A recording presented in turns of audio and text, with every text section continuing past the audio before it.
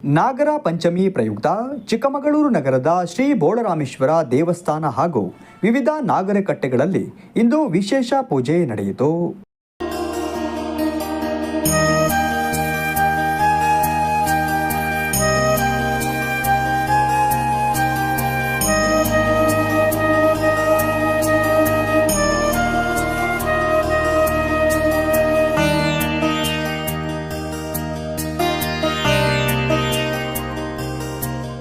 ಶ್ರೀ ಬೋಳರಾಮೇಶ್ವರ ದೇವಸ್ಥಾನದಲ್ಲಿ ಬೆಳಗ್ಗೆಯಿಂದಲೇ ನೂರಾರು ಭಕ್ತರು ಆಗಮಿಸಿ ಹಣ್ಣು ಕಾಯಿ ಸಮರ್ಪಿಸಿ ಪೂಜೆ ಸಲ್ಲಿಸಿದರು. ಪವಮಾನ ಅಭಿಷೇಕ, ಎಳನೀರು ಅಭಿಷೇಕ, ಕ್ಷೀರಾಭಿಷೇಕ ನಡೆಯಿತು.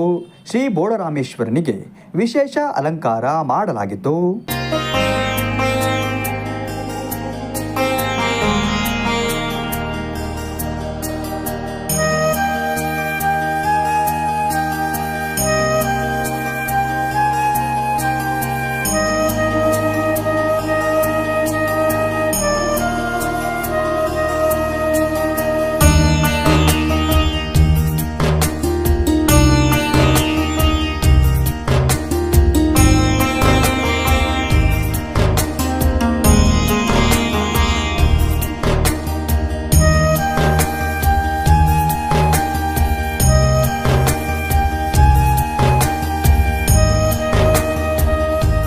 ಭಕ್ತಾದಿಗಳು ಮಾತನಾಡಿ, ನಾಗರ ಪಂಚಮಿಯು ಶ್ರಾವಣ ಮಾಸದ ಶುಕ್ಲ ಪಕ್ಷದ ಪಂಚಮಿಯಂದು ಆಚರಿಸುವ ಪ್ರಮುಖ ಹಬ್ಬವಾಗಿದೆ.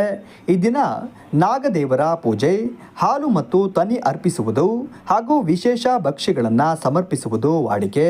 ಪುರಾಣಗಳ ಪ್ರಕಾರ ಈ ದಿನ ಜನಮೇಜಯ ರಾಜನು ನಡೆಸುತ್ತಿದ್ದ ಮಹಾಯಾಗವನ್ನು ಆಸ್ತಿಕ ಮಹರ್ಷಿಗಳ ಮಧ್ಯಸ್ಥಿತಿಯಿಂದ ನಿಲ್ಲಿಸಲಾಯಿತು ಎಂದು ಹೇಳಲಾಗುತ್ತದೆ. ನಾಗರ ಪಂಚಮಿಯು ಕುಟುಂಬದ ಒಳಿತು ಮತ್ತು ಶಾಂತಿಗಾಗಿ ಆಚರಿಸುವ ಒಂದು ಪವಿತ್ರ ದಿನವಾಗಿದೆ ಎಂದು ಹೇಳಿದರು. ಪೂಜೆ ಮಾಡ್ತೀವಿ ವರ್ಷ ವರ್ಷ. ಇದು ನಾಗದೇವತೆಗಳಿಗೆ ಪೂಜೆ ಮಾಡೋದ್ರಿಂದ ಎಲ್ಲರಿಗೂ ಶುಭವಾಗುತ್ತೆ. ಮಕ್ಕಳಿದ್ದವರಿಗೆ ಮಕ್ಕಳು ಆಗುತ್ತೆ, ಮದುವೆ ಆಗದಿದ್ದವರಿಗೆ ಮದುವೆ ಆಗುತ್ತೆ.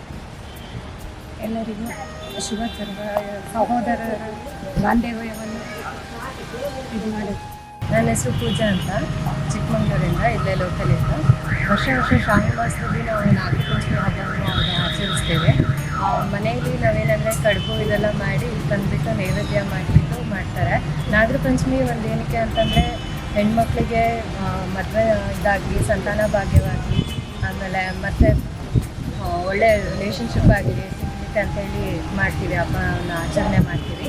ಈಗ ಸ್ವಲ್ಪ ಎಲ್ಲ ಕಡೆ ಕಡಿಮೆ ಆಗ್ತಾ ಇದೆ, ಸೊ ಆಚರಿಸೋದ್ರಿಂದ ಒಳ್ಳೆಯದು ಅಂತ ಅನಿಸುತ್ತೆ.